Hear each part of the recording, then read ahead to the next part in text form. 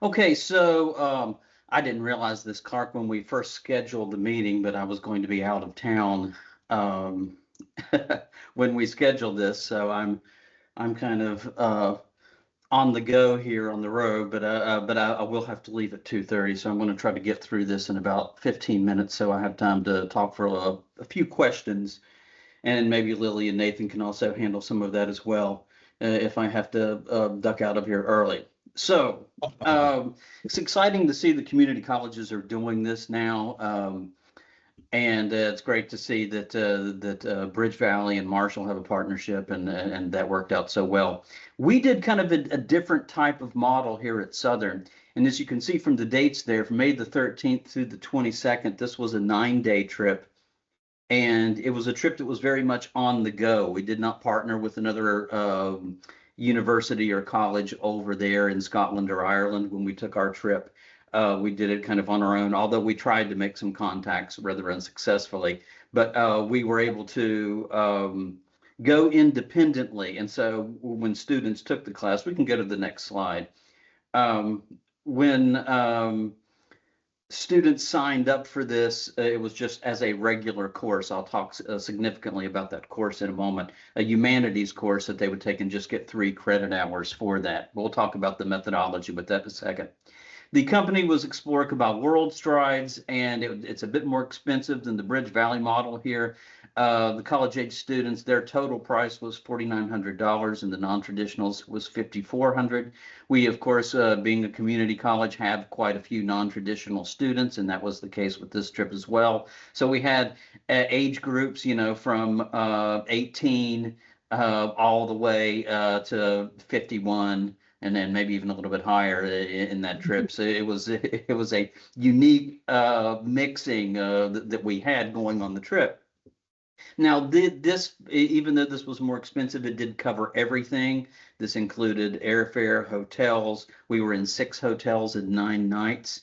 This covered 2 meals a day, as well as all the different places that we went to, tips, all expenses whatsoever. Basically, all students had to bring as far as additional cash was whatever they wanted to spend on for trinkets and souvenirs and such.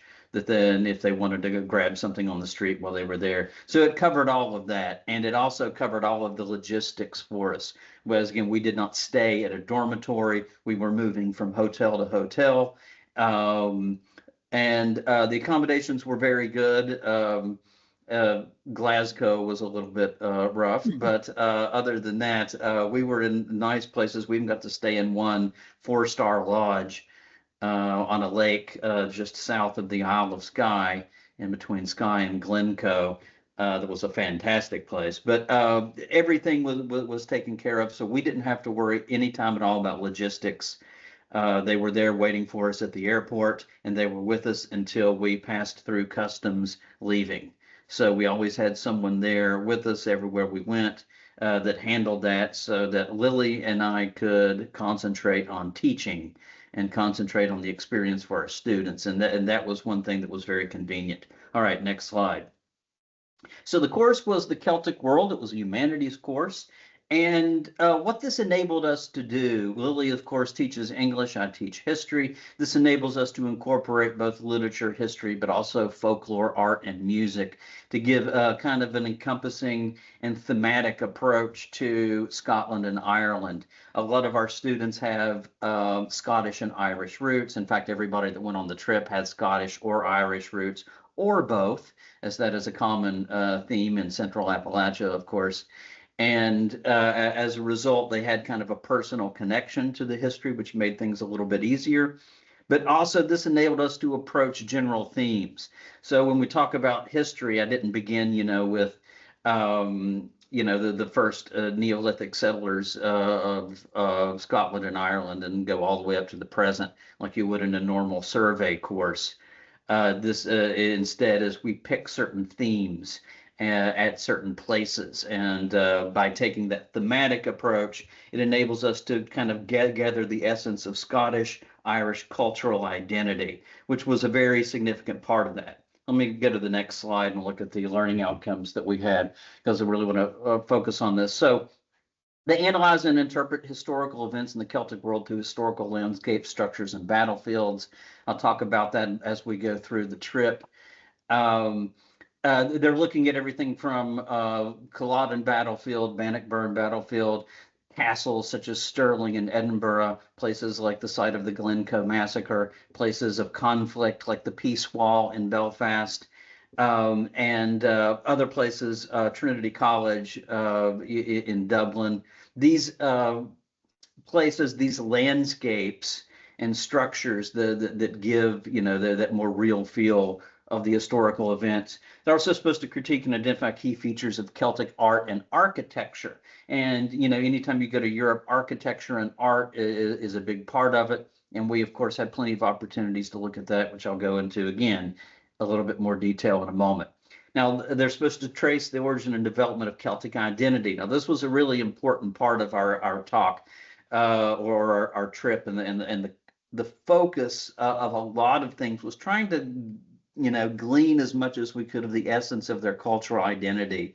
And that kind of goes into the next one, in which they're supposed to compare and contrast their own region's identity, environment, and culture. And this was especially true when we went into the Scottish Highlands, which I'll talk about again in a second. And finally, they're supposed to express and evaluate their immersion into the Celtic War through writing and documentary filmmaking. What students had to do is they had to keep a journal. They also had to submit a piece of fiction, such as poetry or a short story, and some of them also had an option for making a documentary film. And so some students made the documentary film, others went with the written journal, and then everybody had to contribute to our literary magazine that Lily and Nathan edit, and they did a wonderful version of that you can see it up there that Lily is holding it. A special edition of Styx magazine that has all the contributions that the students did. It gives them a publication, not just a souvenir, but also gives them something that they can put onto their resume in addition to the college credit that they received. And it shows, of course, what they're learning. And also they can look at what the other students have done, so that you can kind of get kind of wrap the trip up thematically in that way. And Lily may want to talk more about this when we get to the end. But let's go to the next slide here. So it is themes by location. And we've got 4 fundamental locations that we were at here. Edinburgh, where we started out. Then we spent 3 days traversing the Scottish Highlands, which was an adventure and so much fun. I can't wait to talk a little bit more about that. Then Belfast and Northern Ireland, of course, which is still part of the UK, and then down into Dublin. So those were our 4 areas. And in each of those areas, we looked at different themes in either literature, history, and even in folklore and culture. And I'll go over those in a second. Let's go to the next one. So it's in the Scottish Highlands here. We started out in Edinburgh, and in Edinburgh, we were looking largely at literature and culture. Of course, we went to Edinburgh Castle and the Royal Mile, but in the cities, we focused a little more on literature, particularly Edinburgh and Dublin. When you see Edinburgh, a place that values literature so much, with Sir Walter Scott, Robert Louis Stevenson, and so many, and Robert Burns, all these great writers, that it seemed impossible not to focus on the literary aspect of those of Scotland when we were in Edinburgh in the capital. We did, of course, cover a little bit of political history, but the idea was to look at the literary kind of landscape through Edinburgh. We did that by visiting places where authors had been, various monuments to authors, and talk about their contribution to Scottish culture and literature through that. Then we went into the Scottish Highlands, and this was, for me, the most rewarding and interesting part of the trip. We spent 3 days up in there, going all the way up through Inverness, through Stirling, all the way up through the Isle of Skye, and then back down through Glencoe on our way to Glasgow. And in those 3 days, 2 main things that we focused on historically. We focused more on history a little bit when we were in the Scottish Highlands. This may be why I like talking about it more. But with that, We looked at two major historical themes, the first of which being the Scottish Wars of Independence. Those of you that have ever seen the movie Braveheart are familiar with that. But we looked at the battlefields and the structures like Stirling Castle, Bannockburn Battlefield, because the Scottish Wars of Independence, that is the cornerstone of Scottish cultural and national identity. And so we looked at the foundations of their political identity and cultural identity as a nation through those wars of independence and through those places. We went further into the Highlands. As we went there, we focused on the Jacobite revolts. And any of you have seen the popular Netflix series Outlander may be familiar with that. But the Jacobite revolts, of course, are very also fundamental to Scottish identity and culture, because it was after those Jacobite revolts were put down that the British tried to eradicate Highland culture. And in this discussion of Highland culture, we really spent a lot of time comparing Highland culture to Appalachian culture. Now, Appalachian history is my big thing, and most of my work, of course, involves Appalachian culture and also the landscapes of Appalachia, such as the Blair Mountain battlefield. So I'm very heavy into battlefield preservation. And with all of that, we wanted to show how all these similar themes that you have. Highlanders are viewed in much the same way as Appalachians are viewed. Someone from London views a Highlander in the same way that someone from New York views somebody from West Virginia, if you know what I mean by that. Meaning the stereotypes are the same, backward, prone to violence, kind of culturally inferior. It's the butt of jokes. You have the almost very similar types of stereotypes and similar cultural themes. We have Daniel Boone. They have Rob Roy. We have the Hatfields and McCoys. They have the McLeans and McCullochs.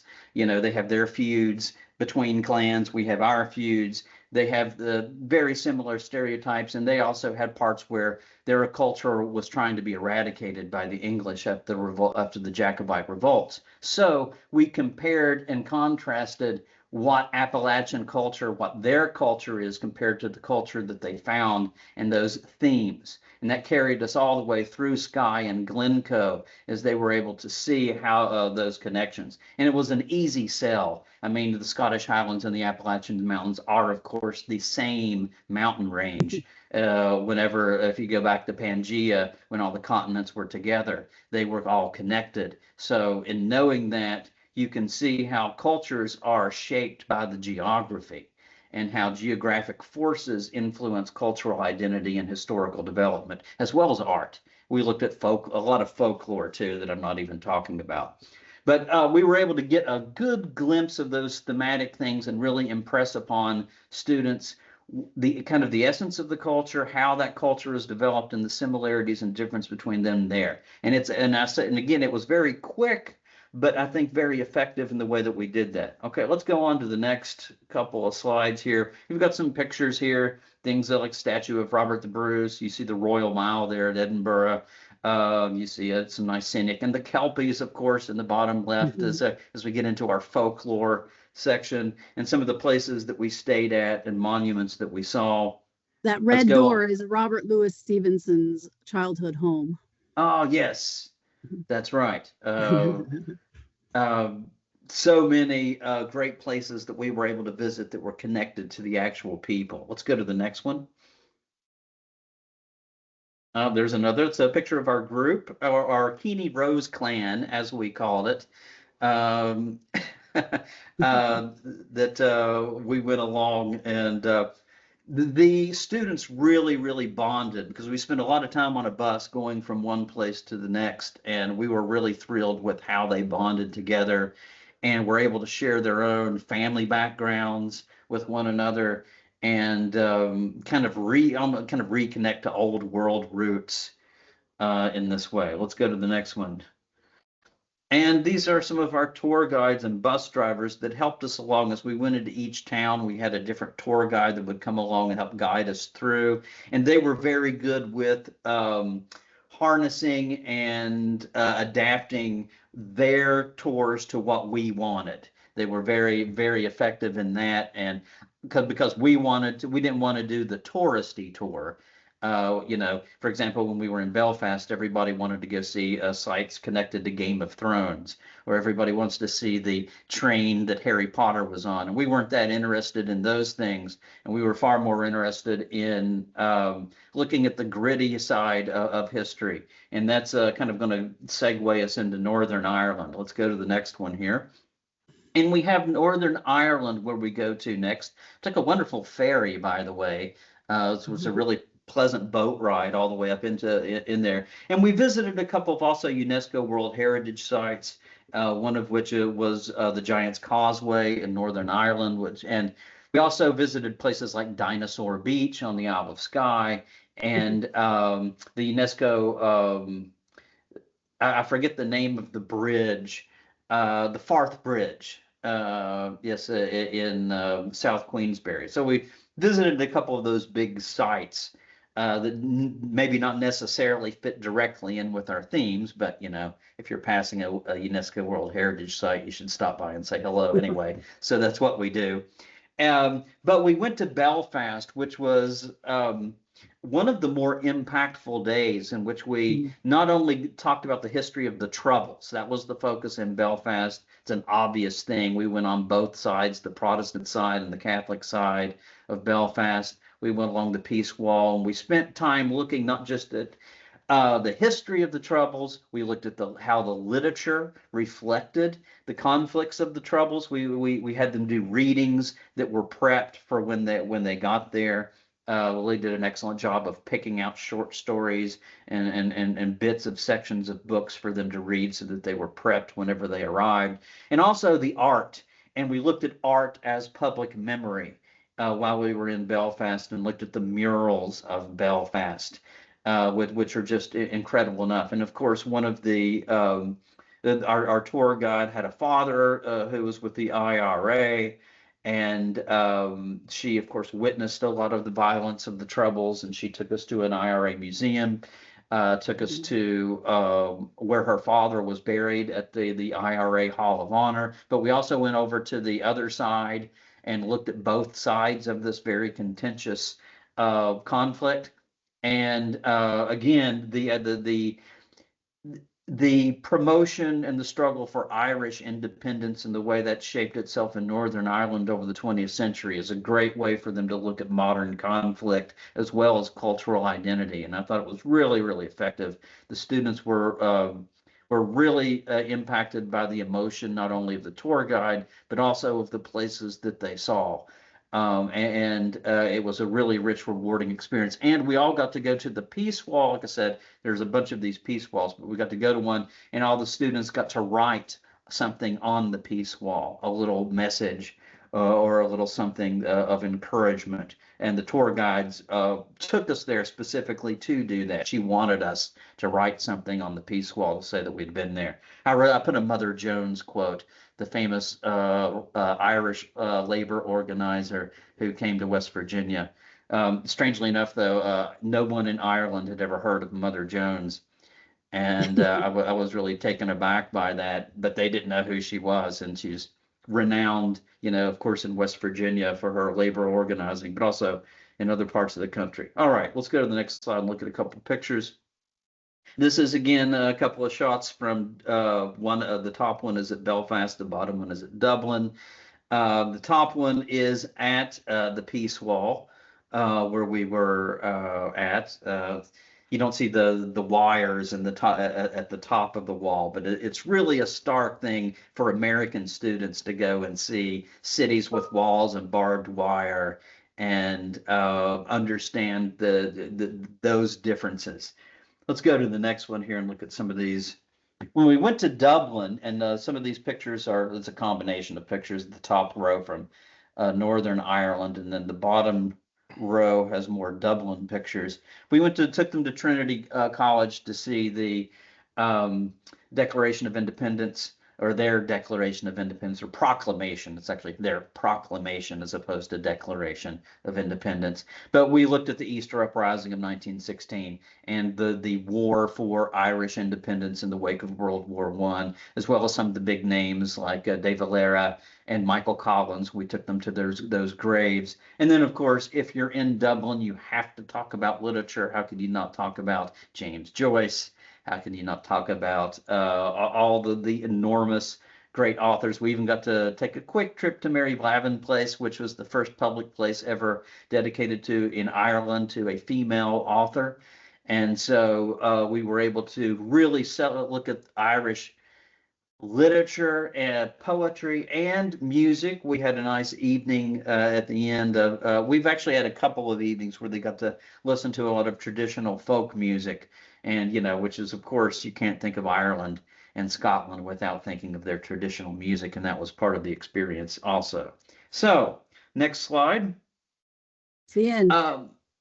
There we are, doing our, Lily and I, on our trip. We can see us there at Mary Lavin Place down there at the bottom where we visited, and we were constantly talking to our students. We used our bus time because we were always moving from place to place. Our bus time was our lecture time, and so we would kind of, as going from one place to another, we would talk them through things as we were going to the place. The only thing, Lily and I have discussed this, the trip itself was extraordinarily rewarding. The students, the term I kept hearing over and over again from the students was life-changing, that it was a life-changing experience for them. Many of them had never left the country before, had not traveled much at all, then getting the experience of not just going to a foreign country, but it's also getting your feet wet with a country that has cultural roots that you can make connections to was very important, at least for a first trip. It was important for us to doing it and being over a trip for the first time so that we weren't too far out of our comfort zone, so that we get our feet wet with study abroad. But also, it was a hectic 9 days. I will say that. With the course, we continued to work with them for several weeks after the trip was over with. We met with them on Zoom a couple of times because they had projects that they had to finish. The way we structured the course was the course did not end when we came back from the trip because it was nestled into the summer course schedule, the 5-week summer course schedule. So we put it into the first semester there, and we were able then to, with that, when they got back, they had some weeks to we could meet, we could reassess where we were and work with them on their projects, and then they turned in the projects a couple weeks later. And that's basically how we did the course. Again, we're planning on a trip that's probably not going to be till 2027 now, another one through World Strides. Unless I can get a few more people to sign up in the next week, which probably will not happen, but we're probably going to postpone that trip, and it's already set up and some students have signed up, and that is to Athens, Florence, and Rome, and that's going to be looking at the pillars of Western civilization from a humanities standpoint. And if there's one major thing that we did learn, while we got to see pretty much everything that we wanted to see. I think Lily would agree with that, and then some. But it was exhausting going through 6 hotels in 9 days, going from one place to the next. I was ready to sleep for a week when I returned, and I imagine a lot of others were. So in our next trip, we're doing it it's similar themed, but instead of we're going staying in 3 hotels over 10 days instead of 6 hotels in 9 days, 3 nights in Athens, 3 nights in Florence, Italy, and 3 nights in Rome. So we can hit up ancient Greece, the Renaissance, and Rome, all and students can have a little more free time to run around on their own. So that's a very brief look at our little experiment with study abroad. We found it really rewarding, and we just kind of went with it and dived headfirst into it. We didn't really know what we were doing at first. And I think Jason could probably back that up. You just have to kind of dive in and just say, this is what we're doing and this is where we're going, and we're going to find a way to make it work. And we did. And I have absolutely no regrets about it and can't wait to do another one again. And I'm open to expanding and working with other schools. I don't know if I mentioned we had a couple students from the University of Charleston, where I also adjunct, that came and joined us as well. They simply signed up for the class at Southern and then it transferred back to UC. We had a transfer agreement with UC to do that way. And we intend to take some more students from the University of Charleston with our next trip as well.